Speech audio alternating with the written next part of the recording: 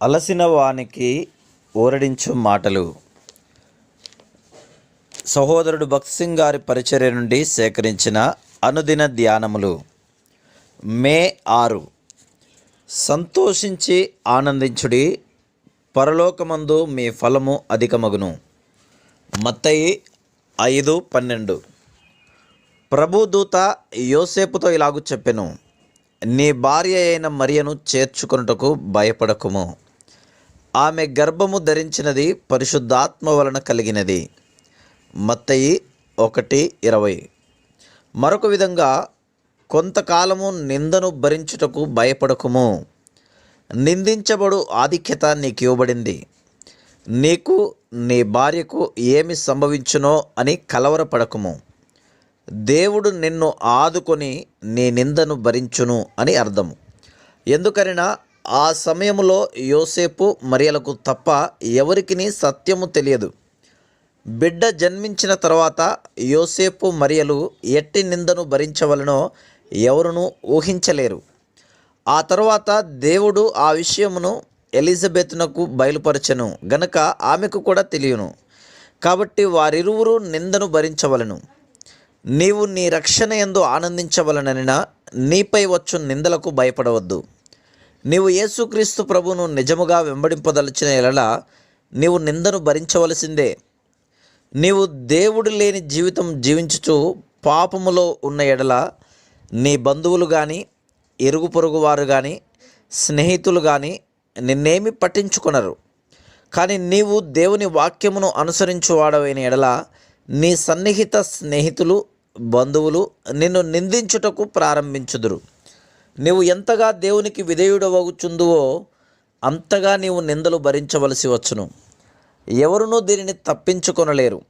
ఇది దైవిక నియమము. మనము తప్పక నిందించబడవలసినదే. మత్తయి 10:24-25 వచనములలో ప్రభువైన యేసుక్రీస్తు ఈ విధంగా పలికెను, శిష్యుడు బోధకుని కంటే అధికుడు కాడు, దాసుడు యజమానుని కంటే అధికుడు కాడు. శిష్యుడు తన బోధకుని వలను, దాసుడు తన యజమానుని వలను ఉండిన చాలును. ఇంటి యజమానునికి బయల్జబూలు అని వారు పేరు పెట్టి ఉండిన ఎడల ఆయన ఇంటి వారికి మరణిశ్యముగా ఆ పేరు పెట్టుదురు కదా. ఇంటి యజమానుడు యేసు ప్రభువు మేలు చేయుచు సంచరించెను.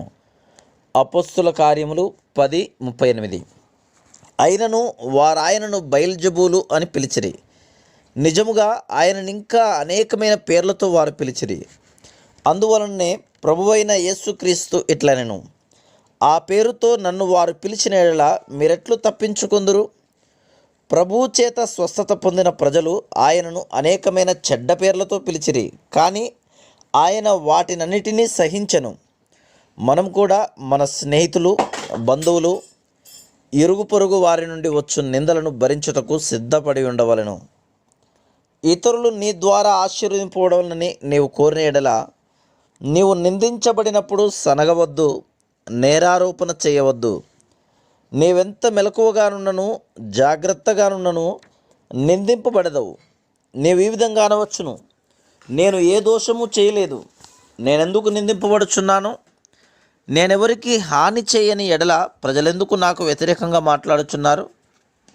యేసుక్రీస్తు ప్రభువు ఎవరికైనాను ఏదైనా హాని చేసినా నిజముగా చెప్పవలనైనా ఆయన ఇతరులకు మేలే చేసెను.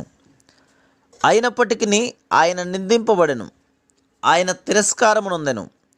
ప్రజలు మన గురించి దయలేని మాటలెన్నో పలికెదరు. 1 పేతురు 4:12-14, యోహాను సువార్త 15:21 చూడుము. ప్రవక్తలందరికీ అదే జరిగింది, ప్రభువుకు కూడా అదే జరిగింది.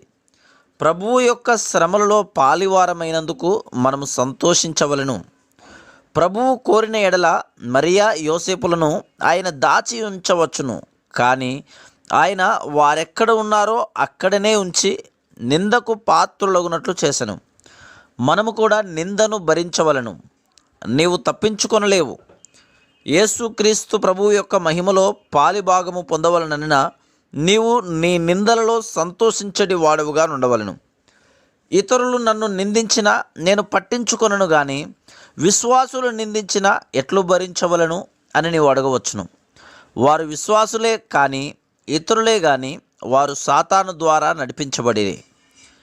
యేసుక్రీస్తు ప్రభువుకు విధేయత చూపించు కొలది ఇంకనూ అధికముగా నిందింపబడుదుము. ప్రభువు ఇట్లనెను, సంతోషించి ఆనందించుడి, పరలోకమందు మీ ఫలము అధికమగును. ఇలాగున వారు మీకు పూర్వమందుండిన ప్రవక్తలను హింసించిరి. మత్తయి 5:12. మనము సంతోషించు వారముగా ఉండవలను, ఎందుకనగా మహిమాస్వరూపి అయిన ఆత్మ మన మీద నిలుచుచున్నాడు. 1 పేతురు 4:14. దేవుని సేవకులందరూ ప్రవక్తలందరూ చాలా శ్రమలను అనుభవించిరి. నిందలను భరించుటకు భయపడవద్దు. ఒక సమయము వచ్చును, అప్పుడు ప్రజలు మనలను అర్థము చేసుకొనెదరు. Praise the lord.